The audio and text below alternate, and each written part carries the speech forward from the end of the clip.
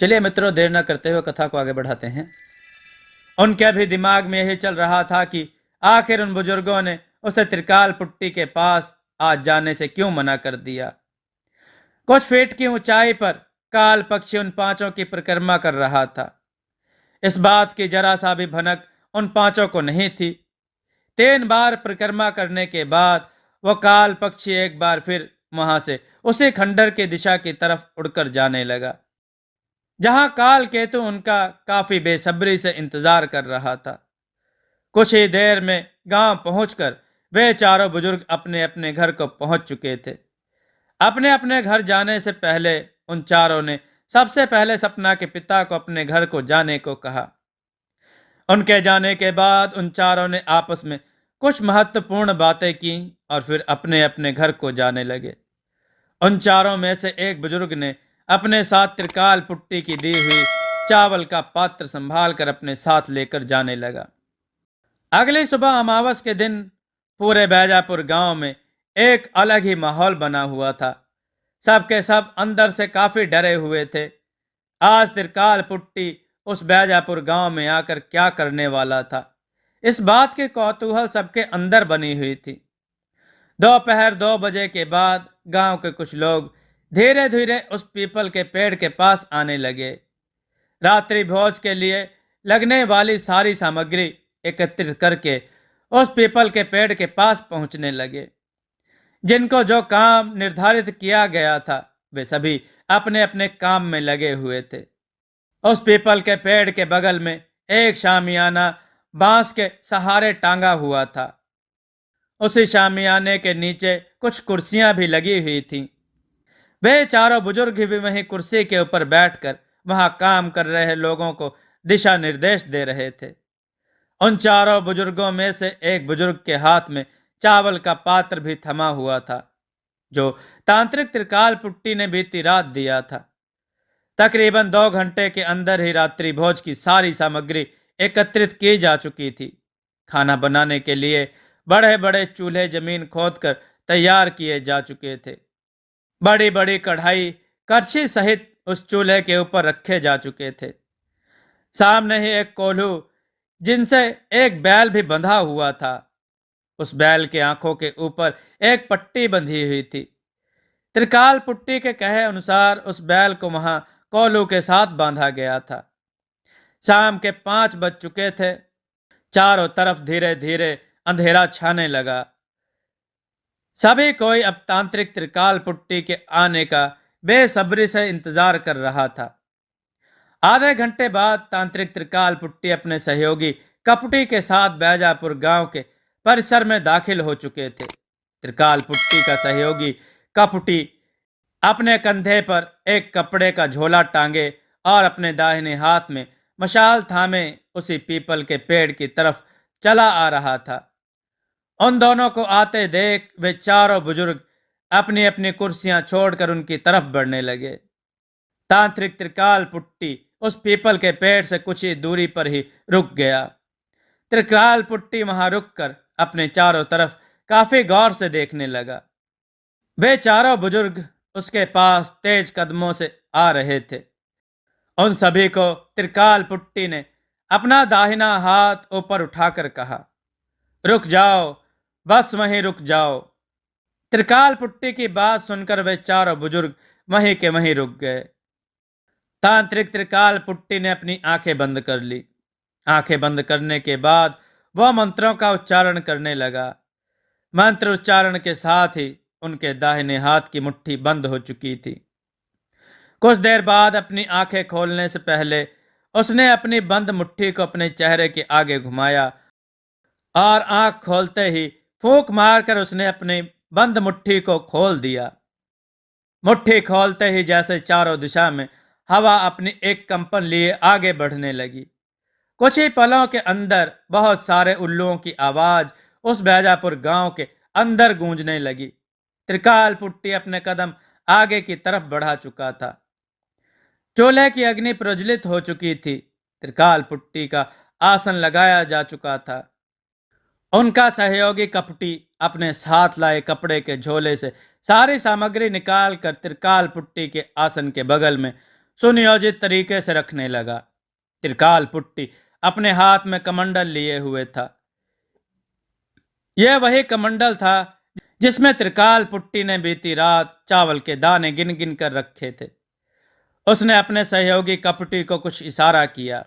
इशारा पाते ही कपटी उस कमंडल को उठाकर उस कोल्हू की तरफ जाने लगा जहां उस कोल्हू से एक बैल बंधा हुआ था। वहां जाकर उसने उस कोल्हू में कमंडल के अंदर रखे सारे चावल को एक एक करके उस कोल्हू के अंदर डालने लगा। जब सारे चावल उस कमंडल से उस कोल्हू के अंदर पीसने के लिए डाल दिए गए, तब उसी गांव के एक शख्स को उस बैल के पीछे पीछे चलने को कहा। त्रिकाल पुट्टी अपनी आंखें बंद कर चुका था। उनके हवन की अग्नि कुंड प्रज्वलित हो चुकी थी। उस कोल्हू के बैल ने मुश्किल से 4-5 चक्कर लगाए ही थे कि अचानक से उस शख्स की नजर उस कोल्हू के अंदर पीस रहे चावल के ऊपर गई। जो नजारा उसे दिखा, उसे देखकर उनकी हालत खराब हो चुकी थी। उसके पैरों तले जमीन खिसक चुकी थी। वह तुरंत ही उस कोल्हू को छोड़कर भागने लगा। उस कोल्हू से लाल खून बाहर टपक रहा था। कोल्हू के अंदर पीस रहे चावल की जगह से खून को टपकते देख वो शख्स तुरंत ही डर के मारे वहां से भागने लगा। वो शख्स भागते हुए चिल्लाने लगा, खून खून।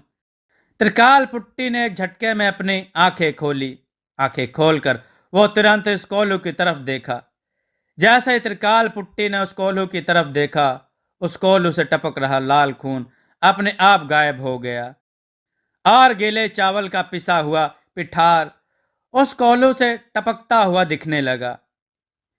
गनीमत रही कि उस कोल्हू से टपक रहे खून के ऊपर सिर्फ उसी शख्स की नजर गई जो उस कोल्हू को चला रहा था, और उसके चिल्लाने की आवाज वहां सिर्फ त्रिकाल पुट्टी ही सुन पा रहा था।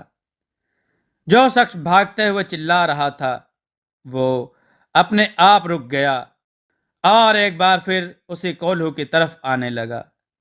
कोल्हू के पास पहुंचकर एक बार फिर पुनः उस कोल्हू को चलाने लगा। तांत्रिक त्रिकाल पुट्टी एक बार फिर अपनी आंखें बंद करके लीन हो चुका था। करीब 1 घंटे तक वह अपनी आंखें बंद किए लीन रहा। जब त्रिकाल पुट्टी ने अपनी आंखें खोली तो उसने उन चारों बुजुर्गों को अपने पास बुलाया। अपने पास बुलाकर त्रिकाल पुट्टी कुछ देर तक उन चारों बुजुर्गों को कुछ समझाता रहा। समझाने के बाद एक बुजुर्ग जो अपने हाथ में त्रिकाल पुट्टी की दी हुई चावल भरी हुई पात्र को लेकर उस चूल्हे की तरफ जाने लगा जहां रात्रि भोज के पकवान पक रहे थे। सारा खाना पककर तैयार हो चुका था।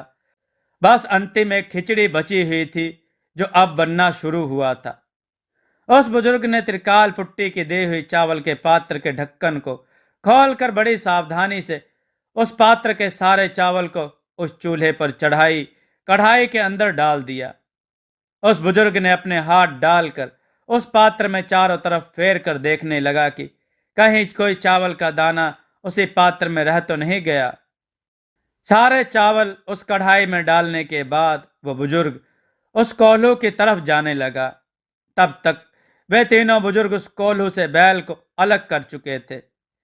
बैल को अलग करने के बाद कोल्हू में पीस रहे मोटे से लट्ठा इस कोल्हू से निकालकर एक ऊंचे जगह रखा गया। उस जगह रखने के बाद उस पिसे हुए गीले चावल के पिठार को उस लट्ठ के ऊपर गिराने लगे। पिसे हुए चावल का गीला पिठार पूरी तरह से उस मोटे लट्ठे को ढक लिया था। रात्रि भोज का पूरा पकवान बनकर तैयार हो चुका और साथ ही साथ त्रिकाल पुट्टी की दी हुई चावल की खिचड़ी भी। त्रिकाल पुट्टी ने अपने सहयोगी को कहा, जाओ 2 पात्र में सारे बने हुए पकवान थोड़े थोड़े करके मेरे पास लेकर आओ, और हाँ, जो खिचड़ी बनी है उसे भी लेकर आओ।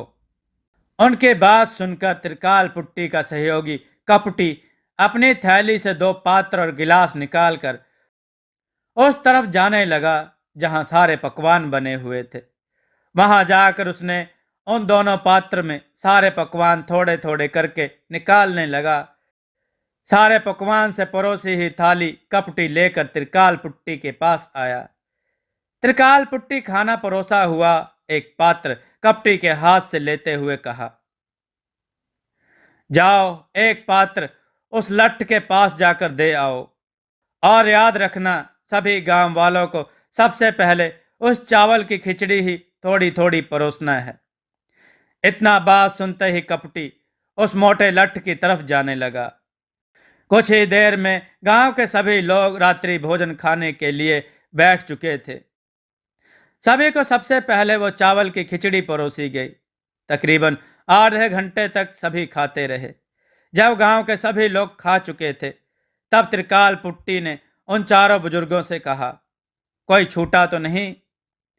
उन चारों बुजुर्गों ने अपना सर दाएं बाएं हिलाते हुए कहा, सभी कोई रात्रि भोज खा चुके हैं।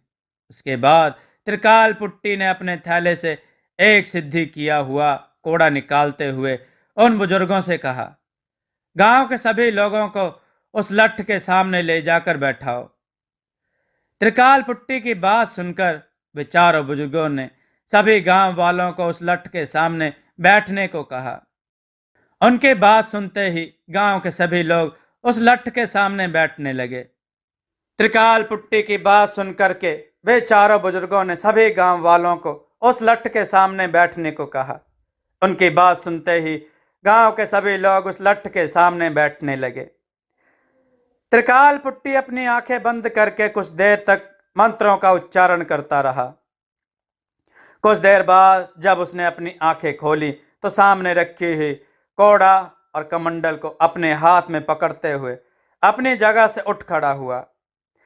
जैसे ही त्रिकाल पुट्टी अपना कमंडल और कोड़ा लेकर उस कोल्हू के लट्ठ की तरफ अपने कदम बढ़ा ही रहा था कि अचानक से उसे लगा कोई मायावी शक्ति उसे जोर का झटका देकर उसे गिरा देना चाह रही थी। लेकिन त्रिकाल पुट्टी ने बड़ी सावधानी से अपने दोनों पैर जमीन पर जमा दिए। त्रिकाल पुट्टी ने अपनी आंखें बंद करके मंत्रों का उच्चारण करने लगा। त्रिकाल पुट्टी के चारों ओर एक काली धुंध कुछ पलों के लिए घूमती रही। उसकी वजह से त्रिकाल पुट्टी के आसपास की हवा भी धूल उड़ाते हुए चक्कर लगा रही थी। मित्रों, कथा बहुत ही रोचक है। आगे की कथा सुनने के लिए देववाणी चैनल के साथ बने रहे। मित्रों, कथाओं को लाइक करें जिससे हमारा उत्साह बढ़ता है। दोस्तों, आपको यह कथा कैसी लगी अपने विचार और सुझाव कमेंट में जरूर दें। हमारी कथाओं को लाइक करें, हमारे चैनल को सब्सक्राइब करना न भूलें। हमारी कथाओं को शेयर जरूर करें जिससे लोगों को अच्छा ज्ञान प्राप्त हो। जय श्री राम भक्तों।